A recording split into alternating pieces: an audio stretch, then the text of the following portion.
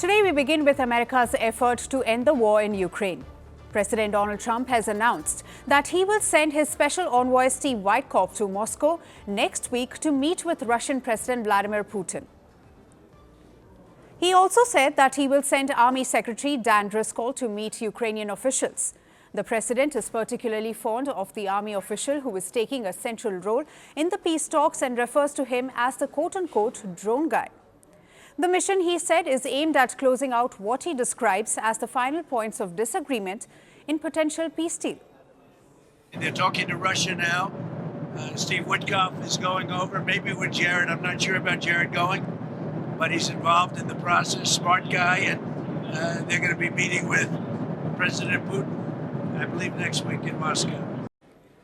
President Trump also said he hopes to meet both Russia's Putin and Ukrainian President Volodymyr Zelensky soon, but only when the agreement is either final or close to final. At the same time, President Trump has backed away from an earlier deadline he had set for Ukraine to respond to a US-backed peace plan. I don't have a deadline. You know what the deadline for me is? When it's over. And I think everybody's tired of fighting at this moment. They're losing too many people. And that plan notably has already undergone a major overhaul. The original proposal, which heavily weighted in Russia's favor, alarmed Ukraine and several European governments. Now reports suggest that the revised plan is significantly better for Kyiv. It reportedly raises the future cap on Ukraine's military forces from 600,000 to 800,000 troops and incorporates more of Ukraine's core interests. President Zelensky said the principles of the updated plan could lead to deeper agreements, but emphasized that much will depend on Washington's next steps. Now we have a good result from Geneva and from the meetings and talks that took place there. Ukraine has the framework developed by our teams in Geneva. That framework is on the table, and we are ready to move forward together with the United States of America, with personal engagement of President Trump, and with Europe, with leaders, and with all partners who have their strengths and capacity to help. Russia today said it had received the latest version of the peace plan, adding that parts of it are positive. Earlier, Russian Foreign Minister Sergei Lavrov insisted any deal must reflect the spirit and letter of the understanding President Putin and Trump reached at the Alaska summit earlier this year. And US officials admit that several delicate issues still remain unresolved. Complicating matters further, a leaked recording has raised new questions about the negotiation process. It says that Washington's 28-point proposal to end the war may have originated in a call between Witkoff and Putin's foreign policy advisor. According to the transcript, Witkoff advised the creation of a 20-point peace plan for Ukraine, just like they did in Gaza, and urged that Putin bring it up with Trump.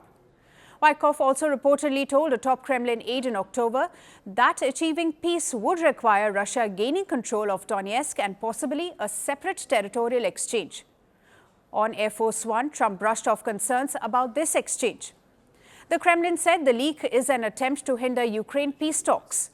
Meanwhile, US and Russian delegations were reported to be holding further talks in Abu Dhabi as a coalition of 30 pro-Ukraine nations met virtually to assess the situation. But despite that optimism, European leaders remain deeply skeptical, and Russian missiles are still striking Ukrainian cities. French President Emmanuel Macron yesterday said that the elements in the US-backed Ukraine peace plan are worth discussing, but warned against any capitulation by Kyiv. British Prime Minister Keir Starmer too warned of a tough road ahead to achieve peace in the region. For now, the war continues, the diplomacy intensifies, and the world watches to see whether this new phase of negotiations brings a breakthrough or opens up a new set of doubts. They promised glory. They delivered fear. They shaped nations. They scarred generations. From brutal purges to propaganda machines, from stolen power to violent falls from the throne. Welcome to The Dictator, a series that strips away the myth and then exposes the men behind the tyranny. History remembers their power. Firstpost reveals their truth.